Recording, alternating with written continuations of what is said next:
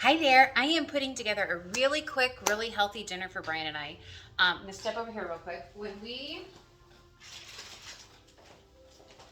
came home at lunch today, I put some meat into marinate, and this is Bragg's coconut aminos, Bragg's liquid aminos, some salt, some pepper, some ginger, dried ground ginger, and some dried minced onion, and a little bit of garlic powder, and it's just been in the refrigerator soaking up all the juices all afternoon.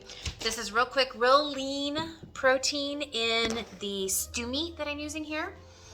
And then I'm going to chop up some onion, and I'm going to slice up some mushrooms, and then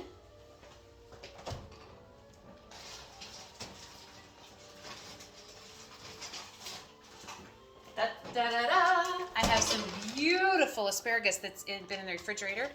A tip I learned is when you bring your asparagus home from the grocery store, rinse it, put it in a glass with some cool, clean water, and put a plastic bag over it. What that does is it keeps the asparagus fresh for much longer, and you're not throwing out as much food. So I'm going to take a break. I'll pause the video here for just a second. I'm going to chop these things up, and then we'll move over to the kitchen, and over to the stove, and we'll start cooking all this up.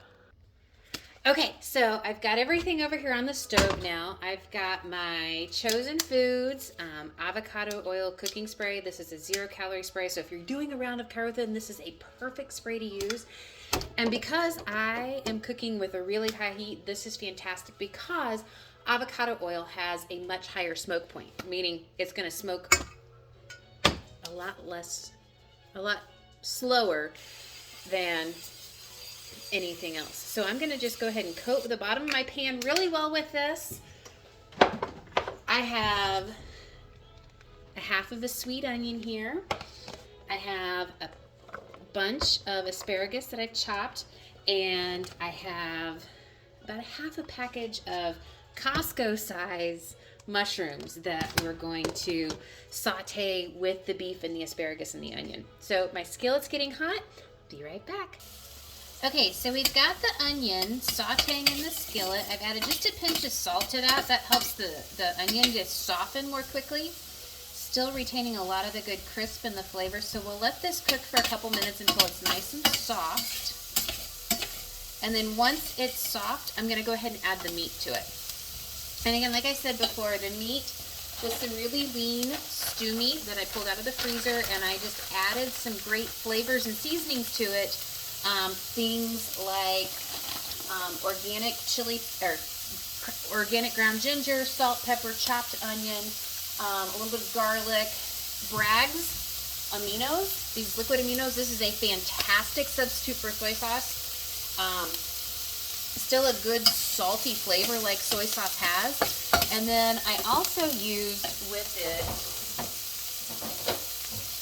this is one of those, I love it, I can't live without it kinds of things. It's their coconut aminos, and it's a nice sweetness. I'm going to add a little of this to my onions because I want them to really caramelize and get a lot of that flavor out of them. So we're going to let this cook for just a couple more minutes, and hopefully we'll be ready to add the meat here in just a second. Okay, so I've added my meat to the skillet. And I wish you had smell-o-vision because this is smelling so good. I'm going to turn the heat down here for just a few minutes and allow the meat to spread out in the skillet and cook more thoroughly. My onions are nice and caramelized. I'm going to grab the phone and let y'all see this.